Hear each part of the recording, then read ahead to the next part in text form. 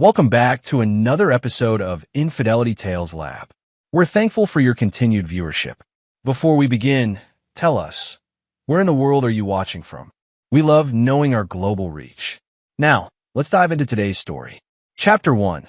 The Call That Changed Everything. Derek Morrison was reviewing quarterly reports in his downtown law office when the phone rang.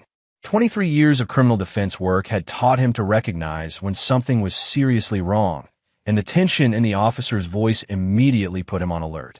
Mr. Morrison, this is Detective Rodriguez with Metro Police. We found your 3-year-old son. Please come pick him up. Derek's pen stopped mid-signature. I'm sorry, there's been a mistake. I don't have a child. Sir, please just come down to the station. The child has your last name, and we need to sort this out. Precinct 14 on 5th Street.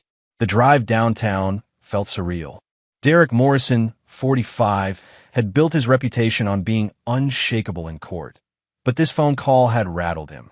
He'd been married to Lindsay for 8 years, and they'd never had children.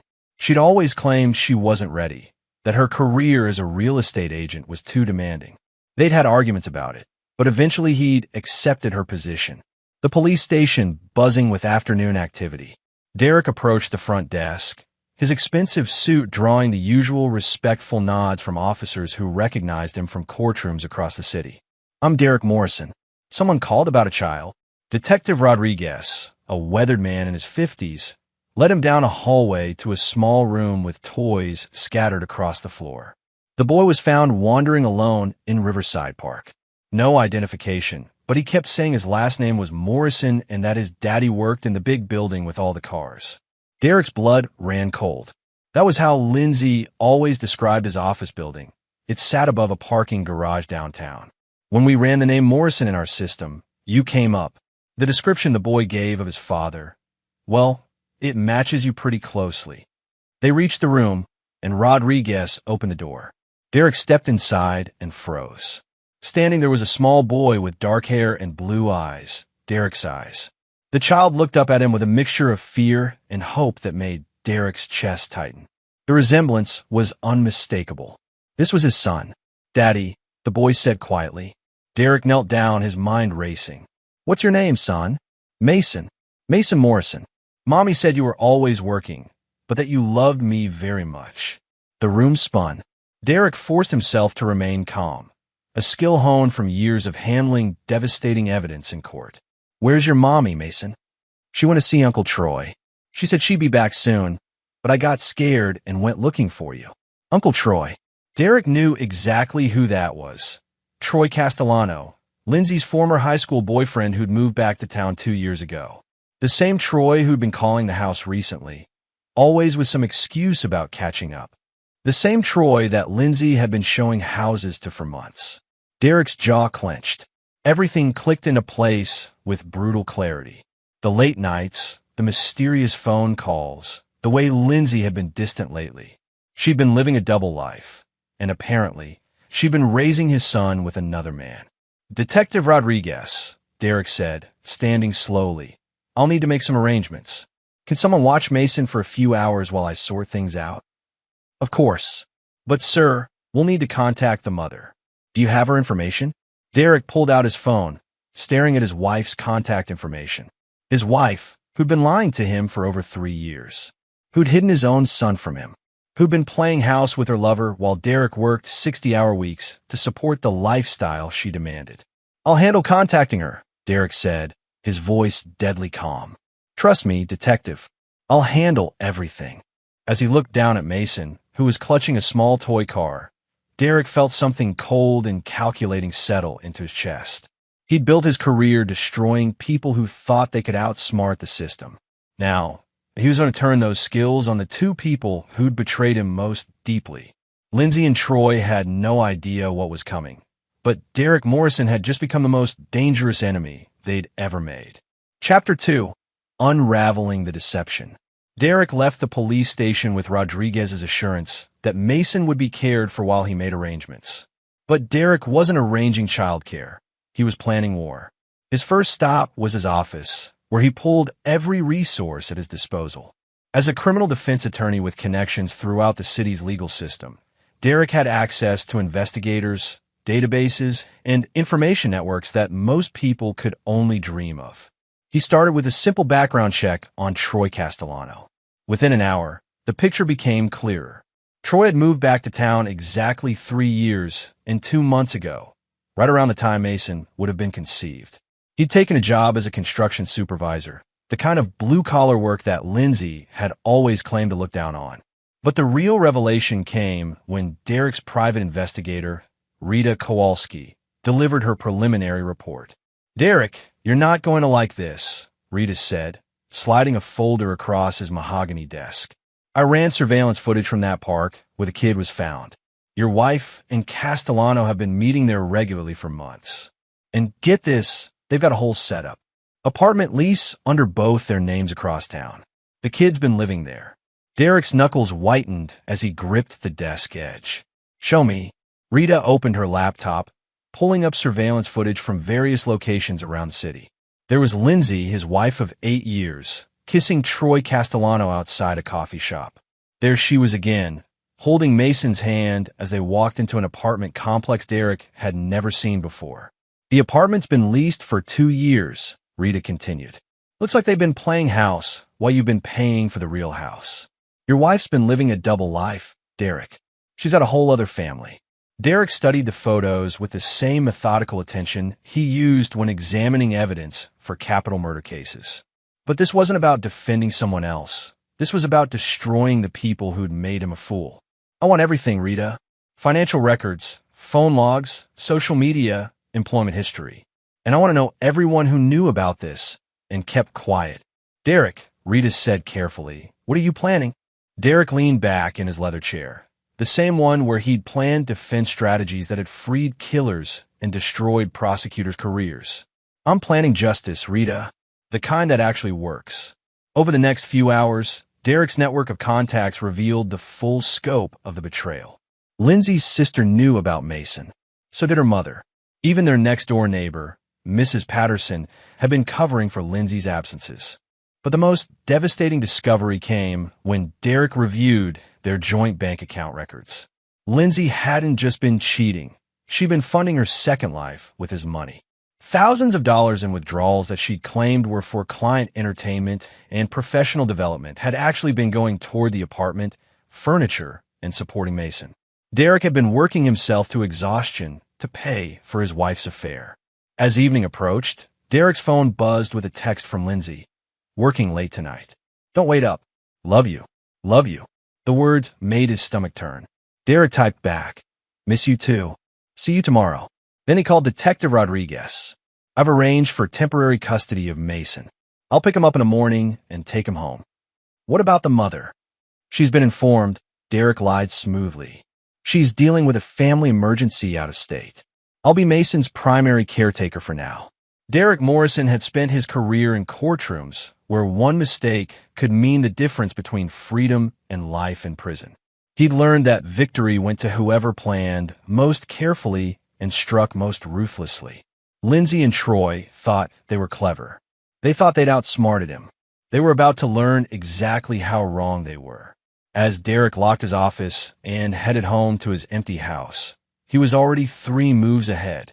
Tomorrow, Mason would come home to meet the father he'd been kept from, and Lindsay would walk into a trap that would destroy everything she thought she'd built. Derek Morrison never lost a case when he had the evidence on his side. And now, he had all the evidence he needed. Chapter 3, The Father's Return. The next morning, Derek picked up Mason from the temporary child services facility where he'd spent the night. The 3-year-old was clutching the same toy car, his eyes wide as Derek buckled him into a car seat he'd purchased an hour earlier. "Are we going to see Mommy?" Mason asked as they drove through the city. "Soon," Derek said, his voice gentle despite the fury burning in his chest. "First, I want to show you your real home." Derek had spent the early morning hours transforming the guest bedroom into a child's room. He'd hired a service to deliver furniture, toys, and everything a 3-year-old might need. When they arrived at the house, Mason's face lit up with wonder. "This is all mine?" Mason asked, running his small hands over a wooden train set. "Yes, son. This is where you belong." Derek knelt down to Mason's level, studying the boy's face. The resemblance was unmistakable. The same jawline, the same stubborn cowlick, the same way of tilting his head when curious. This was his child, kept from him for 3 years by the woman he trusted most. Mason, I need to ask you something important. At your other house, the one with Mommy and Uncle Troy, did they tell you not to talk about me? Mason nodded solemnly. Mommy said you were very busy and couldn't visit. She said it made you sad to talk about me. So was our secret. Derek's hands clenched into fists. Lindsay had poisoned his own son against him, made the boy believe his father didn't want him. The cruelty of it was breathtaking. That's not true, Mason. I wanted to know you your whole life. And now I'm going to make sure nothing separates us again. Derek spent the morning with Mason, learning about his son's favorite foods, his fear of thunderstorms, his love of construction trucks, probably influenced by Troy's job. Every detail carved another mark in Derek's mental tally of what Lindsay and Troy had stolen from him. At noon, Derek's phone rang. Lindsay's name appeared on the screen. Derek, I just got the strangest call from the police. They said something about Mason being found, but that's impossible. He's right here with. Lindsay's voice trailed off, and Derek could practically hear the moment reality crash down on her. Hello, Lindsay. Derek's voice was ice cold. I think we need to talk. Derek, I can explain. No. Derek cut her off. You can't. There's no explanation for keeping my son from me for 3 years. There's no explanation for the lies, the deception, the betrayal. Where's Mason? Is he safe? Mason is exactly where he should be, with his father, in his real home. Derek could hear Lindsay's panicked breathing. Derek, please. You don't understand the situation. It's complicated. It's really not complicated at all. You've been living a double life, playing house with Troy Castellano while I paid for everything. You've been stealing from our joint accounts to fund your little fantasy. And worst of all, you've been keeping my son from me. Derek, listen to me. No, Lindsay, you listen to me. Derek's voice dropped to the deadly calm tone he used when cross-examining witnesses he was about to destroy. I know about the apartment. I know about the bank withdrawals. I know about everyone who helped you lie to me. And now I'm going to show you exactly what happens to people who betray Derek Morrison. Derek, you're scaring me. Good. You should be scared. You should have been scared the moment you decided to steal my child and my life. Derek hung up the phone and turned to see Mason playing happily with his new toys. His son was safe now, but Derek's work was far from finished. He opened his laptop and began composing the first phase of his revenge. By the time he was done, Lindsay and Troy wouldn't just lose each other. They'd lose everything. Derek Morrison had spent 23 years learning how to destroy people legally and thoroughly. He'd ruined prosecutors, discredited witnesses, and torn apart cases that seemed airtight. Now, he was going to use those skills on a much more personal target. Lindsay and Troy had taken 3 years of his son's life. Derek was going to take everything from them in return. And unlike his son, they would never get any of it back. Chapter 4. Setting the Trap. Derek spent the weekend with Mason, learning his son's routines and building the foundation of a relationship that should have existed from birth. But even as he read bedtime stories and pushed Mason on the playground swings, Derek's mind was orchestrating the systematic destruction of the two people who'd stolen these moments from him. Monday morning brought the first phase of his plan into action. Derek's law firm, Morrison & Associates, occupied 3 floors of downtown's most prestigious office building. His connections reached into every level of city government, law enforcement, and the business community. Over his career, he'd collected favors from judges, prosecutors, police commanders, and city officials. Now it was time to call them in. His first call was to District Attorney Patricia Vega, a woman whose career Derek had helped salvage 5 years earlier when corruption charges had threatened to destroy her. Patricia, I need a favor, Derek said, settling into his office chair as Mason played quietly in the corner with building blocks. Name it, Derek. After what you did for me, I owe you. I need you to look into a construction company called Castellano Contracting. Specifically, their safety compliance and worker documentation. I have reason to believe they're cutting corners. Derek had spent Sunday night researching Troy's business. The man ran a small construction crew that specialized in residential remodeling. From what Derek's investigator had uncovered, Troy's operation was typical of many small contractors, operating in the gray areas of regulations, cutting corners to underbid competitors. "I'll have inspectors out there this week," Patricia promised. "Anything specific I should know?" "Just be thorough." "Very thorough." Derek's second call was to his contact at the city's housing authority. Then came calls to the health department, the labor board, and the immigration enforcement office. By lunchtime, Derek had set in motion a web of official scrutiny that would crush Troy's business from 6 different directions. But Troy was just the opening move. For Lindsay, Derek had something far more personal planned. Derek's third call was to Monica Torres, the top real estate broker in the city and Lindsay's biggest competitor. Monica had been trying to poach Lindsay's biggest clients for years. "Monica, it's Derek Morrison. I have a business proposition for you." "Derek, how's the family?" The irony of the question almost made Derek laugh. "Actually, that's why I'm calling. Lindsay and I are having some marital difficulties. I'm concerned about the ethics of her business practices. I think you should know that she's been using our joint accounts to fund personal expenses while claiming they were business costs." That's serious, Derek. It gets worse. I've discovered she's been lying to clients about her availability and qualifications. She's been running a side business that's creating conflicts of interest with her main job at Premier Properties." Derek spent 20 minutes feeding Monica carefully crafted half-truths that would plant seeds of doubt about Lindsay's professional integrity. He knew Monica would spread the information through the real estate community within days. The final call of the day was to Derek's banker, Robert Shun, at First National. "Robert, I need to restructure some accounts. I've discovered some unauthorized use of our joint funds, and I need to protect my assets while we sort things out." "Of course, Derek. Identity theft is becoming so common these days." Derek didn't correct the assumption. Within an hour, he'd moved all their liquid assets into accounts that only he controlled. Lindsay's credit cards were quietly canceled, her access to their investment accounts frozen. By Tuesday morning, the first phase of Derek's plan was already bearing fruit. Troy's construction sites were swarmed by city inspectors who found exactly what Derek had suspected they'd find: safety violations, improper permits, and undocumented workers.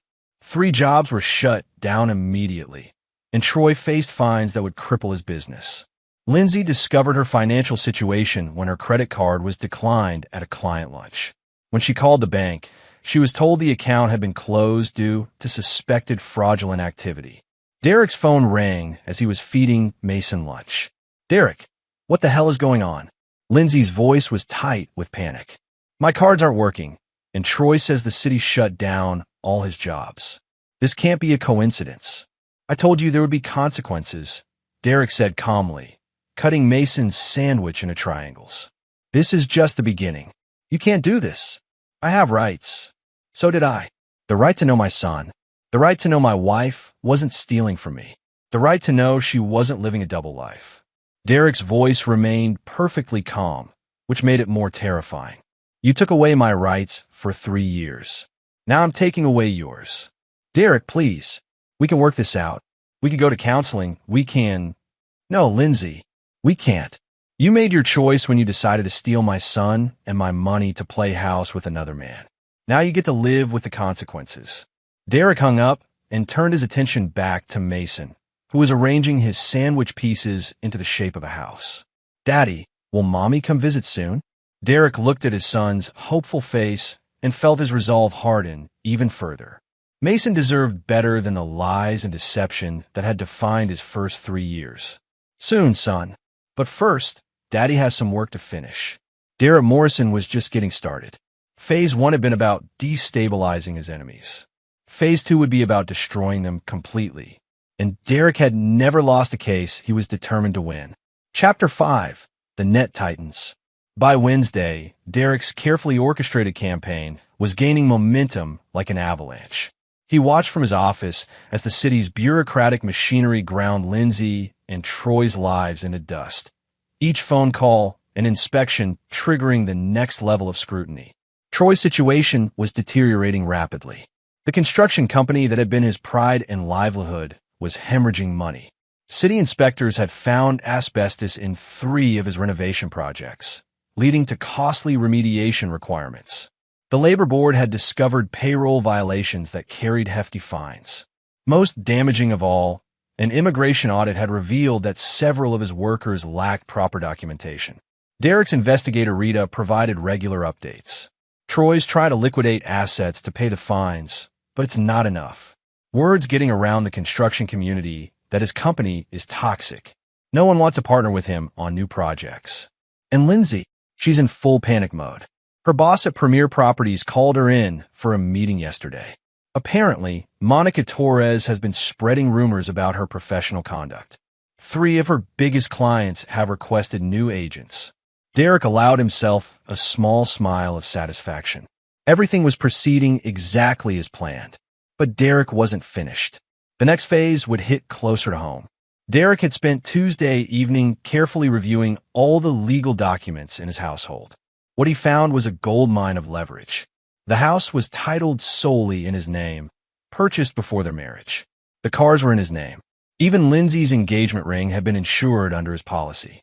More importantly, Derek had discovered that Lindsay had been forging his signature on several financial documents related to her real estate career. She'd used his credentials as a lawyer to enhance her credibility with high-end clients, signing documents that required his approval without ever asking for it. That was a felony. Wednesday afternoon, Derek made another call to DA Patricia Vega. Patricia, I need to report crime. I've discovered my wife has been forging my signature on legal documents. I have copies of everything. Derek, I'm sorry to hear about your personal troubles. Are you sure you want to pursue criminal charges? This could get very messy very quickly. I'm absolutely certain. She's committed fraud, and she needs to face the consequences. Within hours, a warrant was issued for Lindsay's arrest on charges of forgery and fraud. Derek made sure he was the one to deliver the news. Lindsay, the police will probably contact you soon about some financial irregularities they've discovered. I thought you should know. What are you talking about? Her voice was strained. Derek could hear the exhaustion that came from 3 days of watching her world collapse. The forged signatures on the Morrison Trust documents. The fraudulent use of my credentials with your clients. It's all there in black and white. The silence on the other end of the line was deafening. Derek, I only did that to help our family. To build our future. Our family? Lindsay, you were building a future with another man using my son and my money. That's not family. That's theft. Please, Derek, I know I made mistakes, but this is going too far. Troy's business is ruined. I might lose my job. And now criminal charges. Derek looked across his office to where Mason was napping on the couch, exhausted from a morning at the zoo. His son looked peaceful in a way that Derek had never seen in the brief glimpses he'd caught at the police station. You had 3 years to think about consequences, Lindsay. 3 years while you were stealing my son's childhood from both of us. This is what justice looks like. Justice? Derek, this is revenge. Yes, Derek said quietly. It is, and I'm very good at revenge. That evening, Derek received a call from Rita with news that made his day complete. Derek, you're going to love this. Troy showed up at Lindsay's real job today, screaming about how everything was her fault. Made a huge scene in front of clients and management. Security had to escort him out. And Lindsay's boss fired her on the spot. So they couldn't have that kind of drama associated with their company. Her real estate license is under review by the state board because of the forgery charges. Derek felt a deep sense of satisfaction settle over him. Lindsay and Troy were turning on each other, exactly as he'd predicted. When people were desperate and cornered, they always blamed their accomplices first. There's more, Rita continued. Troy's landlord evicted him from the construction office. Turns out the lease was in both his and Lindsay's names, and the landlord wants nothing to do with the legal troubles. Troy's living out of his truck. What about the apartment where they were keeping Mason? Abandoned. Landlord's going after them for 3 months back rent. Apparently, they stopped paying when the money got tight. Derek hung up the phone and walked over to check on Mason, who was stirring from his nap. His son's eyes opened, immediately searching for Derek's face. Daddy? Where are we? We're home, son. We're safe at home. Derek had torn down his enemies' lives piece by piece, using the same methodical precision he brought to his legal work. But he wasn't finished yet. The final phase would ensure that Lindsay and Troy never had the chance to hurt anyone else the way they'd hurt him. Derek Morrison had built his career on the principle that justice was about more than punishment. It was about ensuring that dangerous people could never repeat their crimes. Tomorrow, he would make sure Lindsay and Troy would never be able to rebuild what he destroyed. Chapter 6: Scorched Earth. Thursday morning brought news that Derek had been anticipating with grim satisfaction. Lindsay had been arrested at her sister's house, where she'd been staying since being evicted from her apartment with Troy. The charges included forgery, fraud, and embezzlement, the financial crimes Derek had carefully documented through his investigation. Derek watched the news coverage from his office while Mason played with educational tablets Derek had purchased. The report was brief but damaging. Local real estate agent arrested on fraud charges, accused of using forged documents to defraud clients. The phone rang almost immediately. It was Lindsay's lawyer, Amanda Foster, a competent attorney, but nowhere near Derek's league. "Derek, we need to talk. This has gone far enough." "Has it?" "I don't think so, Amanda. Your client committed multiple felonies while stealing my son from me. If anything, this hasn't gone nearly far enough. She's willing to negotiate a custody arrangement. Supervised visitation, shared holidays." Derek's laugh was cold and sharp. "Supervised visitation? Amanda, your client kept my son's secret from me for 3 years while she played house with her boyfriend. She's facing federal fraud charges. She has no job, no income, and no stable housing. What exactly does she think she's negotiating with?" "Derek, she's still Mason's mother. She's a criminal who used my son as a pawn in her affair. Mason deserves better." Derek's legal strategy was simple and brutal. He'd filed for emergency custody based on Lindsay's criminal charges and her demonstrated pattern of deception. With her arrest record, financial instability, and the evidence of her lies, no judge would grant her anything more than supervised visits, if that. But Derek had bigger plans than just winning custody. Derek's next call was to his contact at the State Real Estate Licensing Board. "Tom, it's Derek Morrison. I wanted to follow up on the complaint I filed against Lindsay Morrison." "Derek, I'm sorry about your personal situation. We're reviewing her license based on the fraud charges, but these things take time." "I understand, but there's additional evidence you should see. My investigator has documented a pattern of ethical violations going back 2 years. Conflicts of interest, client confidentiality breaches, misuse of trust accounts." Derek had Rita compile every questionable transaction in Lindsay's career, every corner cut, every rule bent. Individually, they might have resulted in warnings or small fines. Together, they painted a picture of systematic professional misconduct. "I'll have our investigators review everything you send over," Tom promised. Derek's campaign wasn't just about punishment. It was about permanent destruction. He wanted to ensure that Lindsay could never again work in real estate, never again have the financial independence to challenge him for custody, never again have the means to disrupt Mason's life. Friday brought the news Derek had been waiting for. Troy Castellano had been arrested on charges related to his construction business, tax evasion, labor violations, and using undocumented workers. The charges carried potential federal prison time.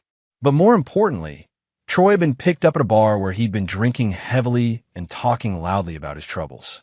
According to the police report Rita obtained, Troy had been telling anyone who would listen that the whole thing was Lindsay's idea and that she'd trapped him into the relationship. Derek smiled as he read the report. Troy was doing exactly what Derek had predicted, protecting himself by throwing Lindsay under the bus. Derek's phone rang. It was Amanda Foster again. "Derek, my client wants to meet with you. Face to face. She says there are things about Mason's paternity that you need to know." Derek's blood ran cold. "What kind of things?" "She won't tell me. She insists on speaking with you directly." Derek considered the request. It could be a trap, or it could be Lindsay's last desperate attempt to gain leverage. Either way, Derek was confident in his position. "Fine. Saturday afternoon. My office."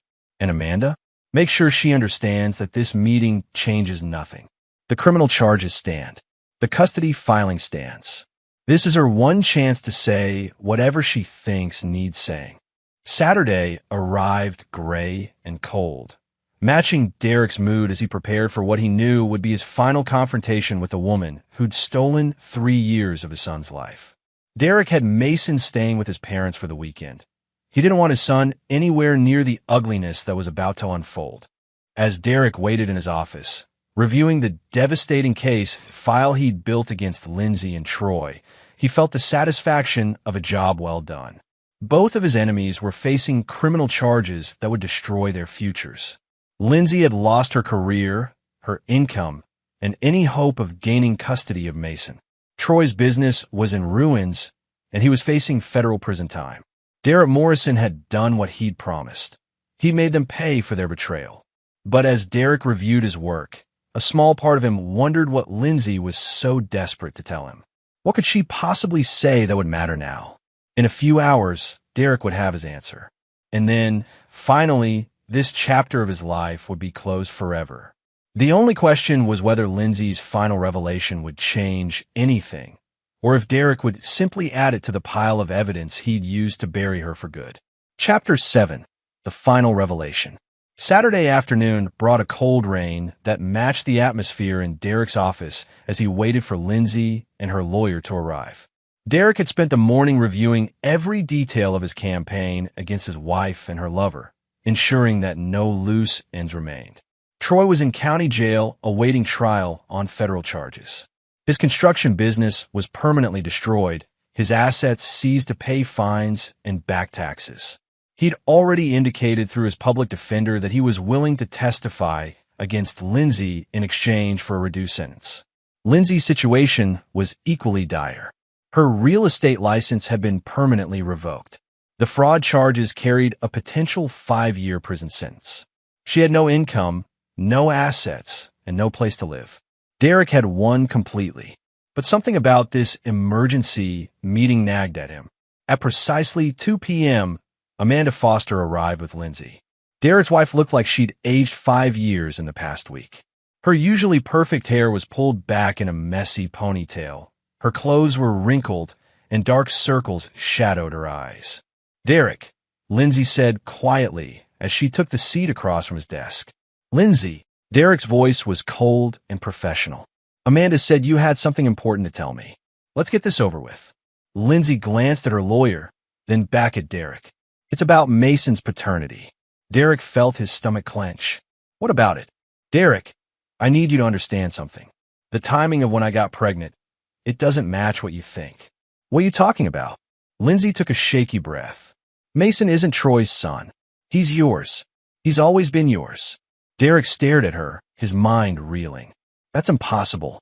You said you weren't ready for children. We were careful. We were usually careful. But there was that weekend when you came back early from the Henderson trial. Remember? You've been gone for 3 weeks, and we—" Lindsay's voice trailed off. Derek remembered. He'd won a major case in Los Angeles and had flown home a day early to surprise Lindsay. They'd had a passionate reunion that night.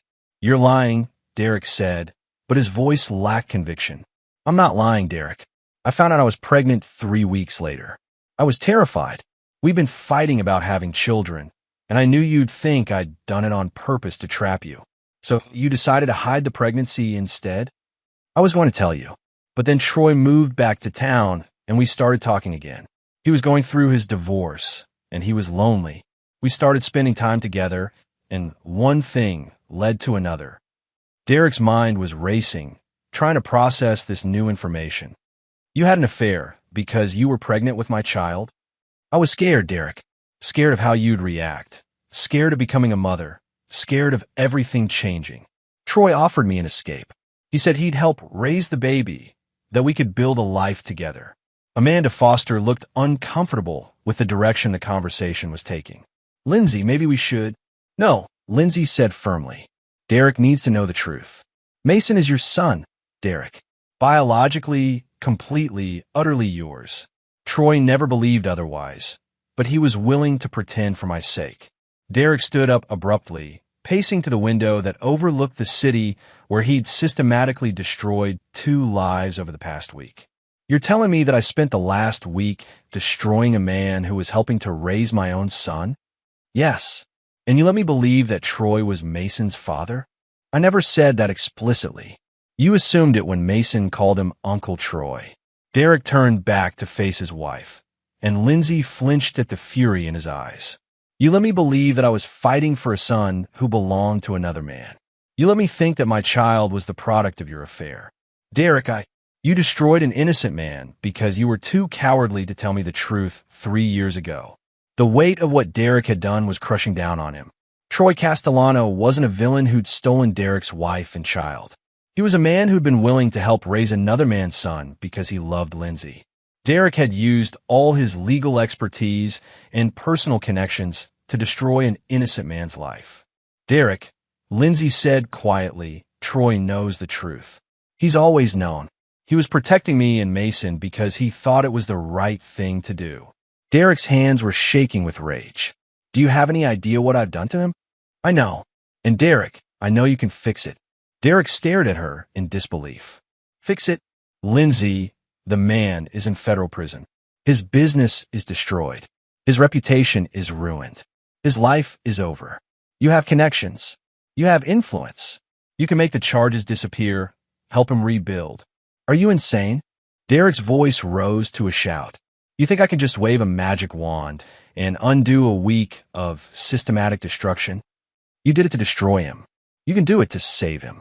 Derek realized with stunning clarity that even now, even after everything, Lindsay was trying to manipulate him. She wasn't confessing out of guilt. She was trying to save Troy. You still love him, Derek said quietly. Yes, Lindsay admitted. I do. And Derek, despite everything you've done to him, he still loves me. He still wants to be part of Mason's life.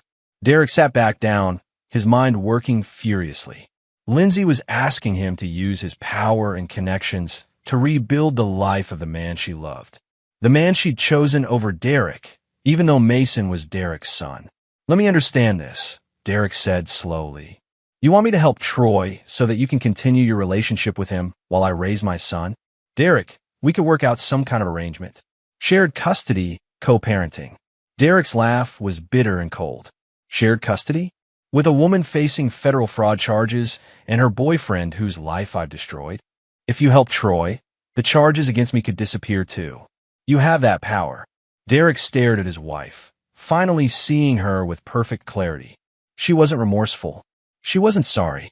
She was still scheming, still manipulating, still trying to find a way to win.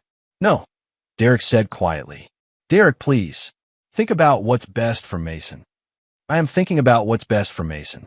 And what's best for him is never seeing either of you again. Derek had been prepared to feel guilty about destroying Troy if the man had been innocent. But Troy wasn't innocent. He'd been part of Lindsay's deception from the beginning. He'd helped keep Derek from his son for 3 years. Maybe Troy wasn't Mason's biological father, but he'd still stolen 3 years of Derek's life with his son. And Lindsay? She was still lying, still manipulating, still trying to use Derek's love for Mason to get what she wanted. Derek Morrison had built his career on reading people, on understanding their motivations and weaknesses. He thought he was destroying evil people who'd betrayed him. Now he realized he'd been right all along. The biology didn't matter. The betrayal was real. The theft of his son's childhood was real. The lies and manipulation were real. Troy and Lindsay had both chosen to participate in keeping Derek from his son. They'd both chosen to steal 3 years of his life. And Derek Morrison never forgave betrayal. Get out of my office, Derek said quietly. Derek, please. Get out. And Lindsay? This changes nothing. Mason is my son, and he's never seeing either of you again. You made your choice 3 years ago. Now live with it. As Lindsay and her lawyer left, Derek stood at his window, looking out at the city where he'd destroyed 2 lives with surgical precision. He thought he might feel guilty if Troy turned out to be innocent. Instead, Derek felt nothing but satisfaction. Biology was irrelevant. Trevor had still chosen to help steal Derek's son from him. Lindsay had still lied and manipulated and betrayed everything Derek had trusted her with. They'd both pay the price for their choices. Forever. Chapter 8. The Price of Betrayal.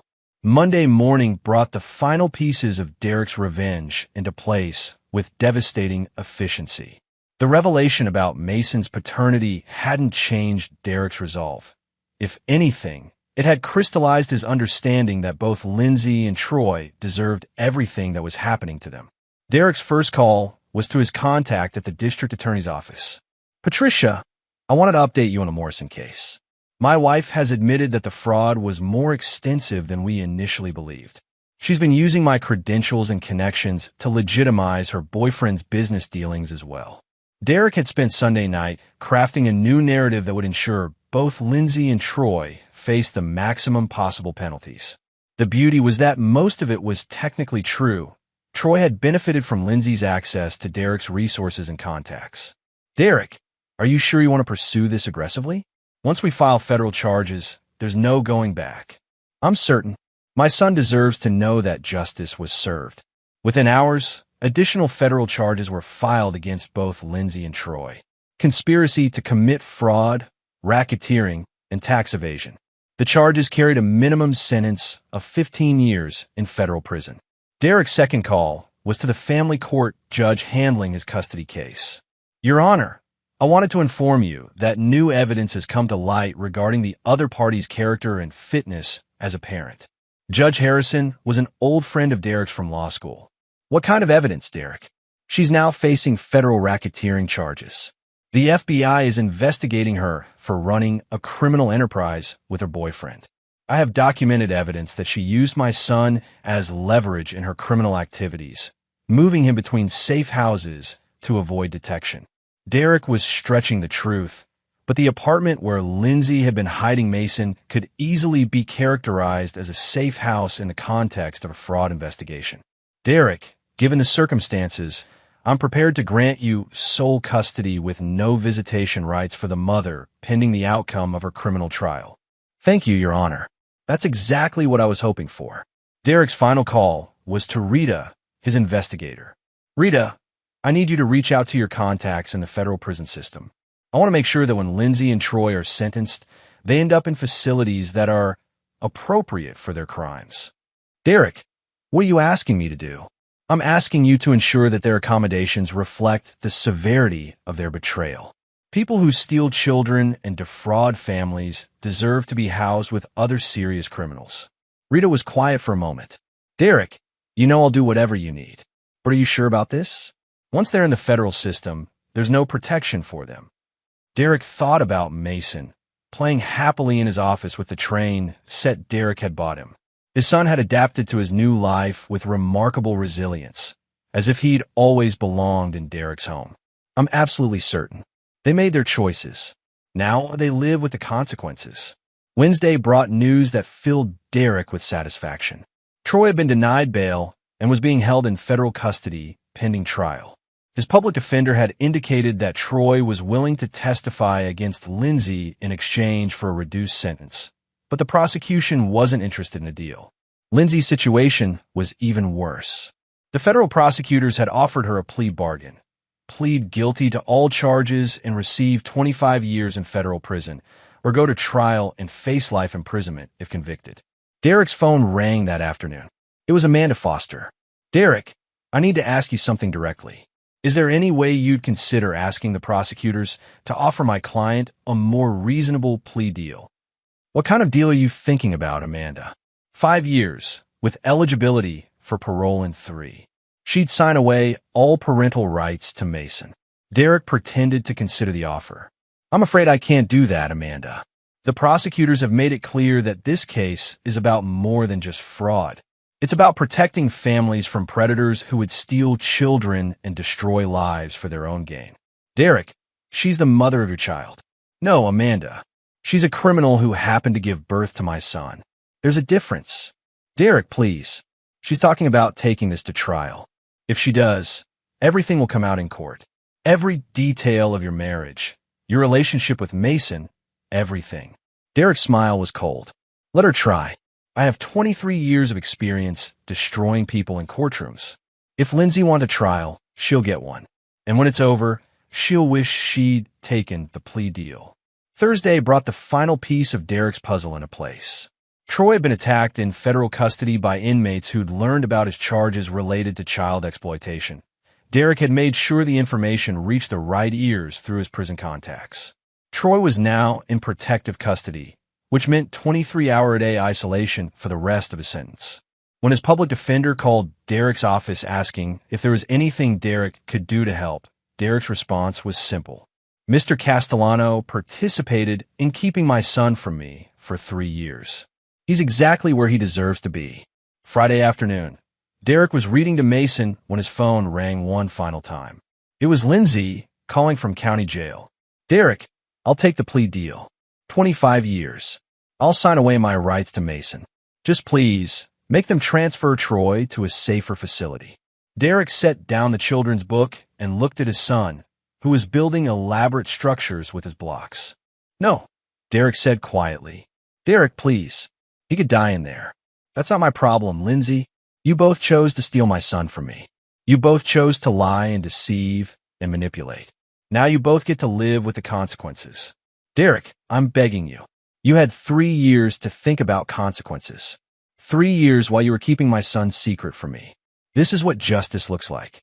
Derek hung up the phone and turned his attention back to Mason. Daddy, will you teach me to build a courthouse like yours? Derek smiled at his son, who would grow up knowing that his father was a man who never accepted betrayal, never forgave deception, and never let anyone steal what belonged to him. Of course, son. And I'll teach you about justice too. About how important it is to make sure bad people can't hurt good people. Derek Morrison had kept his promise. He'd made Lindsay and Troy pay for their betrayal. They would spend the rest of their lives in federal prison, never again able to hurt anyone else the way they'd hurt him. And Mason would grow up knowing that his father was a man who protected what mattered most. Derek had won completely, and he'd sleep while knowing that justice had been served. Chapter 9. The Ruthless Father's Victory. 5 years later, Derek Morrison stood in the same office where he'd first learned about his son's existence. But everything had changed. The walls now displayed Mason's artwork alongside Derek's legal awards. Family photos showed father and son at baseball games, camping trips, and school events. 5 years of memories that Derek had refused to let anyone steal from him again. Mason, now 8 years old, was completing his homework at the small desk Derek had installed in the corner of his office. The boy had grown into a confident, intelligent child who excelled in school and showed early signs of inheriting his father's analytical mind. Dad, Tommy's mom wants to know if you can help with her divorce case, Mason said, looking up from his math homework. Derek smiled at his son. Over the years, Mason had completely adapted to his new life. He rarely asked about his mother anymore, and Derek had carefully crafted a narrative that painted Lindsay as someone who'd made bad choices and couldn't be part of their lives anymore. I'll think about it, son. Finish your homework first. Derek's life had settled into a routine of work and parenting that brought him deep satisfaction. He'd hired a nanny to help with Mason's care, but Derek insisted on being present for every important moment. He coached Mason's Little League team, attended every school play, and made sure his son never felt abandoned again. The phone rang, interrupting Derek's thoughts. It was Rita, his investigator, with her monthly update on Lindsay and Troy's situations. Derek, thought you want to know. Lindsay's appeal was denied again. She's looking at the full 25 years with no possibility of early release. And Troy, still in protective custody.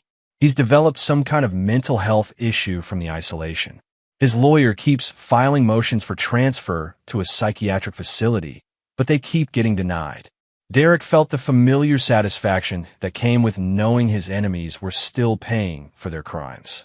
Over the past 5 years, both Lindsay and Troy had tried repeatedly to reduce their sentences or improve their conditions.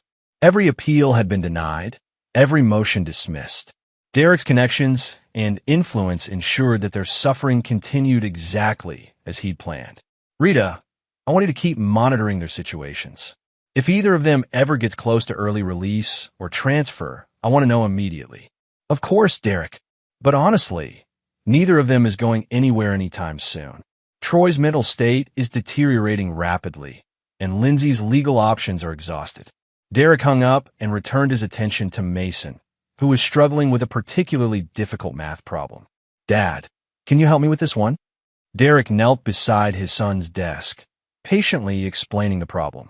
These are the moments Derek treasured most, the quiet father-son interactions that Lindsay and Troy had stolen from him for 3 years. That evening, as Derek tucked Mason into bed, his son looked up at him with the same blue eyes Derek saw in the mirror every morning. "Dad, do you ever think about getting married again?" Derek considered the question carefully. Over the years, several women had shown interest in him. Attractive, successful women who would have made suitable stepmother for Mason. But Derek had never seriously considered remarrying. "Why do you ask, son?" "Some of the kids at school have stepmoms. I just wondered if you ever got lonely." Derek sat on the edge of Mason's bed, choosing his words carefully. "Son, some people in this world can be trusted, and some can't. I learned that lesson the hard way. The most important thing is that you and I trust each other completely. I trust you, Dad. And I trust you. That's all we need." As Derek turned off Mason's bedroom light and headed downstairs to his study, he reflected on the path his life had taken. 5 years ago, he'd been a successful lawyer with a lying wife and a secret son. Today, he was a single father who'd built an unbreakable bond with his child while ensuring that the people who'd betrayed them both paid the ultimate price. Derek opened his laptop and reviewed the financial reports from his law firm. Business had never been better. His reputation for ruthlessness had actually enhanced his career. Clients knew that Derek Morrison would stop at nothing to protect their interests. The phone rang one final time. It was the warden at the federal facility where Lindsay was serving her sentence. "Mr. Morrison, I wanted to inform you that inmate Morrison has requested permission to send a letter to her son. Per your instructions, we've denied the request, but I wanted you to know. Thank you for following protocol. Has she made any other requests? She's asking for permission to make a phone call to you. Something about important information regarding your son's welfare." Derek's expression hardened. Even after 5 years in federal prison, Lindsay was still trying to manipulate situations to her advantage. "Denied. And warden, I want you to make it clear to inmate Morrison that any further attempts to contact my son or myself will result in additional charges for harassment and violation of court orders." "Understood, Mr. Morrison." Derek hung up and walked to the window of his study, looking out at the city where he'd systematically destroyed 2 lives with surgical precision. Somewhere out there, in federal facilities hundreds of miles apart, Lindsay and Troy were spending another night paying for their betrayal. Derek had kept his promise. He'd made them pay for stealing his son from him. They would never be free to hurt anyone else the way they'd hurt him. And Mason would grow up knowing that his father was a man who protected what mattered most, no matter the cost. Derek Morrison poured himself a glass of whiskey and settled into his leather chair. Tomorrow would bring new challenges, new clients, new cases to win. But tonight, he could rest knowing that justice had been served completely and permanently. His son was safe. His enemies were destroyed. His victory was absolute. Derek Morrison had never lost a case he was determined to win, and he'd won the most important case of his life. In the end, Derek Morrison had proven that betrayal came with a price that could never be fully paid.